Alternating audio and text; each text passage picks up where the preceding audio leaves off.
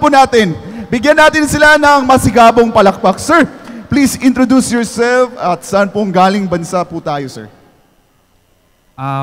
Magandang hapon sa ating lahat. Ako po si Vince Morley Sumalpong Tianzon from Barangay Bugo, Cagayan de Oro City. Ako po ay dating OFW. Nurse po ako sa government hospital sa Middle East, sa Kuwait.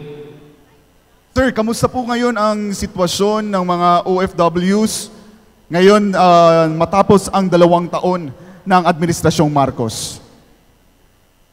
Ang masasabi ko lang sa time po ni Tatong, dahil po sa kanyang pagiging popular sa buong bansa, nirirespeto po ang mga OFW. Kami pong mga Pinoy, kapag nasalubong namin yung mga ibang lahi, like yung mga Arab, sinasabi nila, Inta Filipini. Ang ibig sabihin nun, ikaw ba ay Pilipino? Sinasabi po namin, yes. At ang response naman nila, your president is very good. Ang tapang niya. Yan po ang nasasabi nila kang Tatay Digong. Kasi popular po si Tatay Digong sa buong bansa nung sa time niya. Kasi pinagnalaban niya ang karapatan bawat mamamayang Pilipino.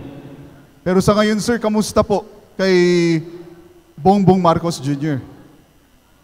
Sa time naman ni Pangulong BBM, actually hindi ko na naano kasi nag-resign naman ako ng way back 2021.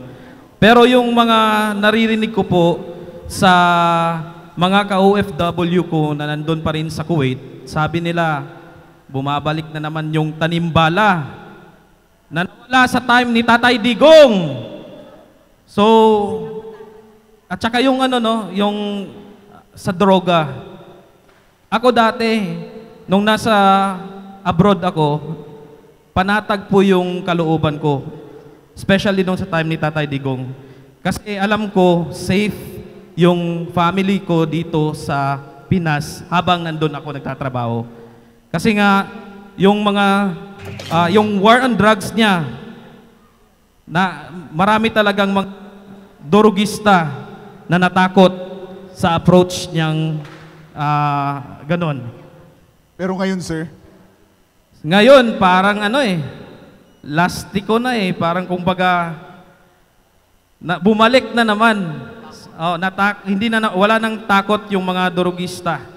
Ewan ko kung bakit, iba yung approach ng administration ngayon. Pero nakikita ko sa mga 2 mata ko at alam ko sa inyong mga kababayan kong nandito na bumalik talaga, naging rampant na naman ang droga. Ayan po, maraming salamat. Mabuhay ang ating mga kababayang Pilipino na nagsalita at ipinalabas ang kanilang hinaing. Pag-usap, tagaan natong makusog nga palakpak, ang tanang maisog. Hinay lang kayo. Makusog nga palakpak sa tanang maisog.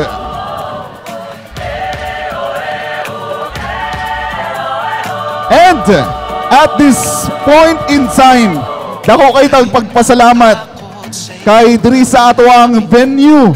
Wapo kayo kay wala dyo'y nakasulod nga traktura, wa dyo'y barikada. Tuloy-tuloy ang atong programa ug kanang tanan tungod sa atong maisog nga kapitan diri sa Barangay Agusan, Cagayan de Oro.